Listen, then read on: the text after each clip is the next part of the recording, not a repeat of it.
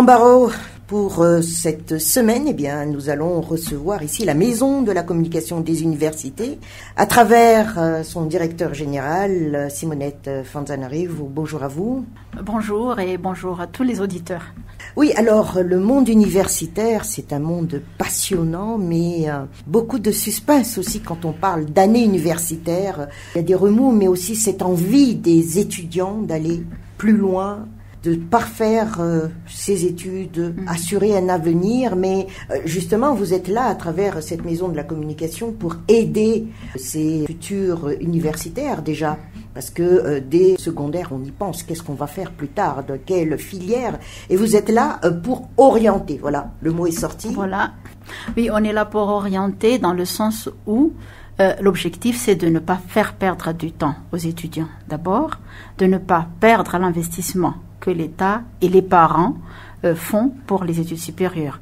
Alors, nous proposons des informations sur l'orientation sur les études supérieures après le bac, c'est-à-dire que on a déjà mis ça en ligne sur notre site web pour que les futurs bacheliers, même avant même, à partir de la classe de seconde, première terminale, puissent voir qu'est-ce qu'ils pourraient suivre comme études supérieures après leur bac. Et dans cette brochure qu'on a mis en ligne, les études supérieures se classent suivant les séries du bac. A1, A2, C et D. Et puis, il y a aussi le bac technique, parce qu'il ne faut pas oublier que l'État propose des diplômes sur les séries agricoles, industrielles du génie civil et tertiaire. Et après ces orientations suivant les séries, il y a les 6 universités publiques et leur démembrement dans les régions. Et là, on voit toutes les facultés, toutes les écoles, tous les instituts supérieurs de ces universités avec leurs offres de formation, le mode d'accès, est-ce que c'est par sélection de dossiers, est-ce que c'est par concours, et puis la durée des études suivant les diplômes qu'on voudrait décrocher et les débouchés et métiers qui correspondent avec chaque mention qu'on choisit. Dites-moi, c'est vrai que c'est sur web, oui. Donc, mais est-ce que vous avez déjà pensé ou est-ce que vous êtes déjà dans cet élan-là de voir avec les lycées, les collèges, dans les discussions justement pour aider déjà autant le futur universitaire que les parents aussi pour ces orientations? Oui, justement, on fait régulièrement des descentes sur terrain au niveau des CISCO. Pas seulement à Tana et dans les périphéries, mais surtout dans les régions plus ou moins enclavées, là où les informations ne passent presque pas, là où la connexion Internet n'existe pas du tout. Alors, on vient vers les lycéens pour leur expliquer tout ça, parce que c'est pas tout le monde qui a accès à l'Internet, comme je l'ai dit. Alors, on organise des séances d'information dans les lycées, c'est bien sûr en collaboration avec les CISCO du ministère de l'Éducation nationale. Et de ce fait, comment reçoivent ces futurs universitaires vos apports? En fait, on dirait que les étudiants, les futurs bacheliers et les bacheliers sont très friands de ces informations. Parce que pendant toute l'année, on dirait qu'ils n'ont pas vraiment accès à ces informations, ils oublient un peu de se renseigner, mais quand on vient comme ça, c'est tout de suite la rush. Hein. Parce que l'année dernière, par exemple, si on a organisé le salon de l'étudiant de l'emploi sur l'allée du jardin d'Antanaren, c'était en novembre l'année dernière, on pensait pouvoir accueillir 6000 visiteurs. On était vraiment étonnés parce que dès l'ouverture du salon, c'était vraiment la ruée et on a dénombré 60 000 visiteurs. Ce qui veut dire que ça intéresse les jeunes de pouvoir justement préparer leur avenir à partir des offres de formation qui leur sont proposées. Et faire confiance aux universités. C'est pour ça justement que dans ces manifestations, nous n'acceptons que les établissements d'enseignement supérieur avec des offres de formation habilitées par le ministère. On va y revenir sur ce point. Oui. Mais dites-moi, alors, du constat qu'on a toujours fait sur certaines périodes, une décennie même, c'est que avec, par exemple, un bac série A1, on fait toutes les langues. On n'arrive pas à décoller de la première année. Et on fait d'abord année lettres françaises, et puis on chute, on va à lettres anglaises, etc. Et puis, paf, on abandonne, sinon on change complètement d'autres filières. Mais c'est justement pour ça que nous insistons beaucoup et que nous mettons la plus grande partie de nos efforts sur l'orientation, parce que le taux d'abandon en première année est vraiment effarant. C'est faute... Toutes filières confondues? Oui, c'est faute d'une meilleure orientation bien avant le bac.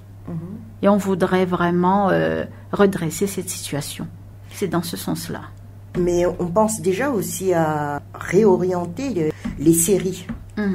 Avec une modernisation par rapport aussi aux besoins du pays, parce que c'est là aussi qui est un peu notre point d'échappe. Mais est-ce à dire que, parce que ces bacheliers d'aujourd'hui, ce sont de très jeunes, 15-16 ans, 15-16 ans, de cette orientation, de vos contacts auprès des Cisco, quelle est l'orientation plus vouée par les jeunes d'aujourd'hui?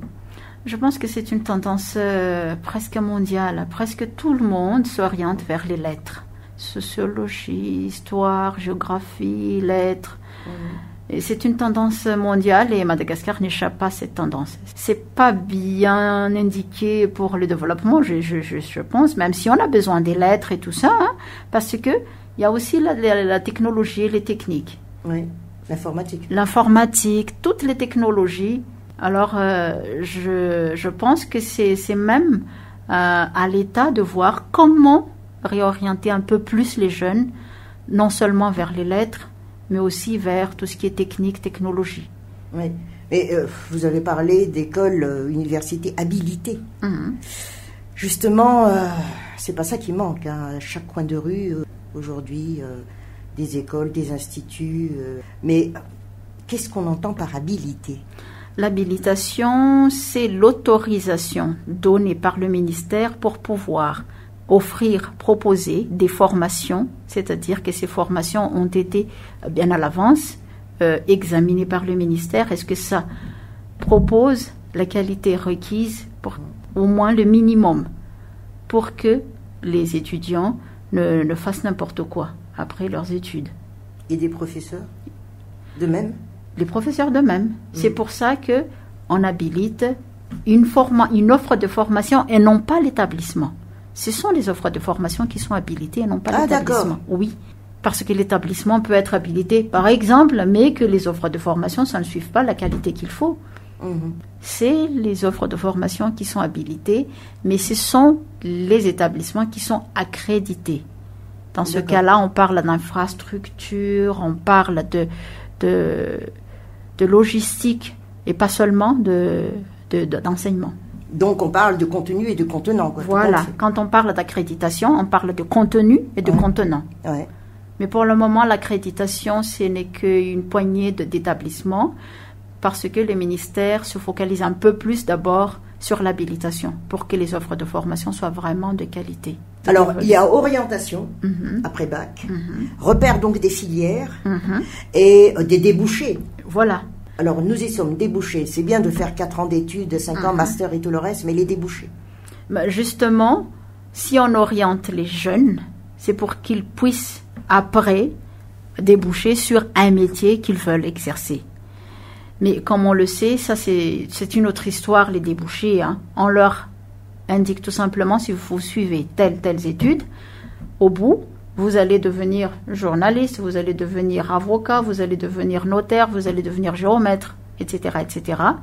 Mais il est sûr qu'à Madagascar, c'est encore tout un système peut-être à réformer ou à revoir pour pouvoir donner aux jeunes vraiment tous les débouchés qui peuvent répondre à leurs études. Créer un marché de travail. Et c'est dans ce sens justement que dans le salon que nous allons organiser le 23, 24 et 25 novembre dans le jardin d'Anous, qu'on va orienter aussi les bacheliers qui ne peuvent pas ou qui ne veulent pas suivre des études supérieures sur des métiers qui pourraient les intéresser plus tard. C'est-à-dire des études à très court terme? Non, c'est pas des études. On va organiser des ateliers d'information, je dis bien, qui vont permettre de présenter des adresses de sites web, de pages de réseaux sociaux sur des cours gratuits, par exemple sur la mécanique auto, sur l'ouvrage métallique, sur la permaculture, sur des techniques durables d'agriculture, sur la coiffure. Comme ça, s'ils ne peuvent pas ou s'ils ne veulent plus continuer leurs études, ils pourraient avoir des bases et après chercher un petit financement pour créer leur propre entreprise. Parce que l'orientation, c'est pas seulement les études supérieures. Il y a aussi l'après-bac, si on n'a pas le moyen de poursuivre des études supérieures. C'est-à-dire ne pas du tout lâcher les jeunes. Oui, ne pas du tout les lâcher et surtout les aider aussi à rentabiliser, par exemple, la connexion Internet qu'ils ont. Au lieu de bavarder une demi-journée sur le Facebook avec leurs copains, ils pourraient rentabiliser ça en suivant des cours gratuits avec des pages de réseaux sociaux, sur des pages de réseaux sociaux ou sur des sites Internet. Les blogs ? Les blogs, voilà. Parce que les blogs aussi, ça propose des formations très intéressantes, mais c'est pour ça qu'il faut faire les tris parce qu'on ne va pas quand même les orienter sur des sites qui ne sont pas sérieux. Voilà. Alors une grande, je dirais pas innovation, mais quand même qui apporte beaucoup, c'est la lecture en ligne. Et vous, par contre, au niveau de la maison de la communication des universités, vous donnez des résultats de recherche. Oui, voilà. D'appréciation, de lecture, d'apprentissage aussi sur votre site. Parce que en tant qu'interface entre le monde universitaire et la recherche d'un côté et le grand public de l'autre, nous pensons que c'est vraiment dans notre mission de diffuser ces résultats de recherche. Et le premier ouvrage qu'on a publié dans ce sens-là, c'est les résultats de recherche sur les énergies renouvelables. Parce que nous savons très bien qu'à Madagascar, la production énergétique, ça ne répond pas encore aux besoins du pays. Alors, nous avons collecté des résultats de recherche sur ce secteur, nous les avons compilés dans un ouvrage et on a publié ça à l'intention des opérateurs économiques et des investisseurs. Parce qu'ils sont intéressés. Qui sont intéressés parce que dans ces résultats, il y a des techniques ou des technologies à la portée même des petites entreprises. Pas forcément dans les grandes villes, mais aussi dans les petites villes. Et ça pourrait aider à rentabiliser les investissements qu'on a fait dans la recherche et en même temps de augmenter la production énergétique pour la transformation, pour l'amélioration de l'éducation, parce que il y a par exemple des écoles dans des régions enclavées où c'est pas électrifié, alors que avec ce résultat de recherche, on pourrait faire quelque chose pour électrifier des écoles, des centres de santé. C'est-à-dire mettre à l'honneur les recherches. Voilà. Et c'est le premier ouvrage. Et nous sommes en train de préparer maintenant un autre ouvrage, toujours sur les résultats de recherche, mais cette fois-ci sur l'exploitation des produits locaux dans l'industrie cosmétique. Parce que nous voyons très bien qu'il y a des micro-entreprises, des petites entreprises qui sont dans ces secteurs, alors qu'il y a beaucoup de produits locaux. Nous connaissons déjà le faune, mais il y a d'autres produits qui ne sont pas très courants, mais qu'on peut utiliser dans l'industrie cosmétique. Mais cela implique aussi donc les chercheurs à faire mieux. Voilà, à faire mieux, à avancer un peu plus. Voilà. Et partager surtout. Voilà, et ça va créer des emplois après dans les industries. Quand je dis industrie, ça peut être des petites entreprises qui vont travailler ces résultats, qui vont engager des gens, et peut-être même aller plus loin jusqu'à la protection de l'environnement.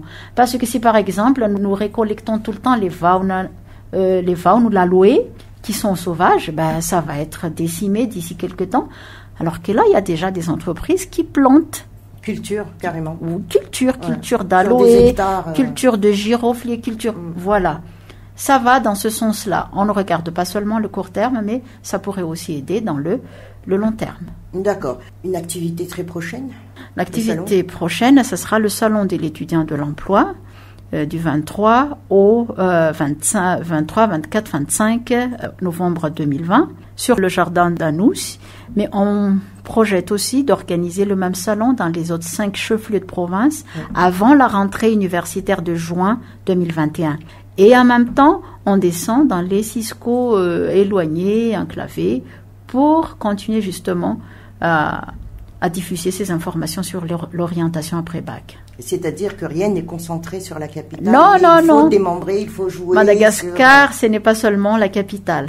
C'est aussi les 22 régions, c'est aussi les districts, c'est aussi les 6. Pratiquement combien d'écoles habilitées instituts et écoles vont y participer à ce salon? Environ 60 établissements de Tana. Mais pour les provinces, on verra après Sur site? Oui, sur site. Alors, recherche, orientation, repères, filières et tout cela, c'est tout un chantier d'ailleurs, mais, et ça pour l'avenir de la jeunesse, mais des partenariats. Est-ce que vous travaillez quand même avec des universités de l'extérieur ou sinon des instituts ou autres? Pour le moment, on n'a pas encore des partenaires vers l'extérieur. Mais sur le plan local, pour le salon par exemple, on va travailler avec Telma, comme l'année dernière. Et peut-être aussi avec une banque. On est en train de négocier là-dessus.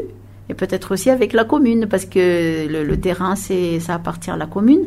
On voudrait quand même avoir le partenariat de la commune. Et on pense quand même travailler aussi le partenariat international. On a déjà eu des contacts avec l'Alliance française l'année dernière. Et comme il y avait le confinement, on ne pouvait plus rien faire. Mais on voudrait travailler sérieusement là-dessus. Mais par exemple, j'y reste parce que c'est vraiment formidable. Les résultats des recherches, est-ce que les universités d'ailleurs voient aussi les recherches sur le site? Et vous posent des questions, comment faire ou quelle coopération peut-on créer? Pour le moment, on n'a pas encore eu des échos des universités d'ailleurs. Peut-être pour la raison qu'on a mis sur le site que l'avant-propos et le préface pour l'ouvrage, parce que c'est payant le prix. Pour le moment, on a distribué cet ouvrage dans les librairies locales, mais on pense mettre ça aussi en ligne, mais avec un accès payant. Je pense que ce sera à partir de là qu'on pourrait avoir des échos de l'extérieur. D'accord. Oui. Maison de la communication, vous communiquez des universités. Il n'y en a pas qu'une, il y a plusieurs. Et on va encore créer d'ailleurs d'autres universités.